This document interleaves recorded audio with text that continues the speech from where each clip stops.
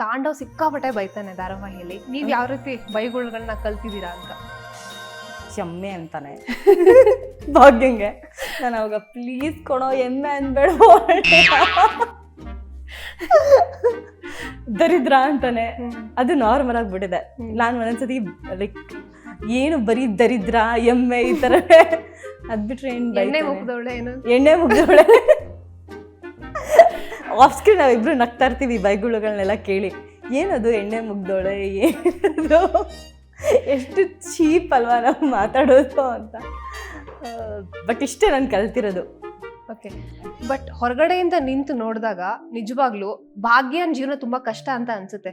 ಅಂದ್ರೆ ಈಗ already ಗಂಡನಿಂದ separate ಆಗಿರುವಂತದ್ದು, ಒಂದು ಫ್ಯಾಮಿಲಿನ ನೋಡ್ಕೋಬೇಕು, ಮಕ್ಳಿದಾರೆ ನೋಡ್ಕೋಬೇಕು, ಅತ್ತೆ ಮಾವನ ನೋಡ್ಕೋಬೇಕು. ಹೌದು, ಆ ಥರ ಎಷ್ಟೊಂದು ಜನ ಹೆಣ್ಮಕ್ಳಿದ್ದಾರೆ. ಅಂದರೆ ಏನೋ ಪ್ರೀತಿಸಿ ಮದುವೆ ಆಗಿರ್ತಾರೆ ಅಥವಾ ಅರೇಂಜ್ ಮ್ಯಾರೇಜಲ್ಲೇ ಆಗಿರ್ತಾರೆ, ಏನೋ ವರ್ಕ್ ಆಗಲ್ಲ, ಗಂಡ ಬಿಟ್ಟು ಹೋಗಿರೋರು ಇರ್ತಾರೆ. ಅಂದರೆ ಸಿಂಗಲ್ ಪೇರೆಂಟ್ಸ್ ತುಂಬ ಜನ ಇದ್ದಾರೆ ಈಗಿನ ಕಾಲದಲ್ಲಂತೂ. ಹುಡುಗಿಯರು ಯಾವ ಹುಡುಗರಿಗೂ ಕಮ್ಮಿ ಇಲ್ಲ. ಹುಡುಗರು ಇಲ್ಲ ಅಂದರು, ಅಂದರೆ ಗಂಡ ಇಲ್ಲ ಅಂದ್ರೂ ಅವರು ಅಂದರೆ ಆ ಮಕ್ಕಳನ್ನ ತಂದೆ ಇದ್ದು ಏನು ಜವಾಬ್ದಾರಿ ತಗೊಂಡು ಹೆಣ್ಮಕ್ಳು ಅಂದರೆ ಮಕ್ಕಳನ್ನ ಸಾಕ್ತಾರೋ ಅದಕ್ಕಿಂತ ಚೆನ್ನಾಗೇ ಸಾಕ್ತಿದ್ದಾರೆ. ಸೊ ಇವಾಗ ಅದು ನಾರ್ಮಲೈಸ್ ಆಗಿಬಿಟ್ಟಿದೆ. ಓಕೆ,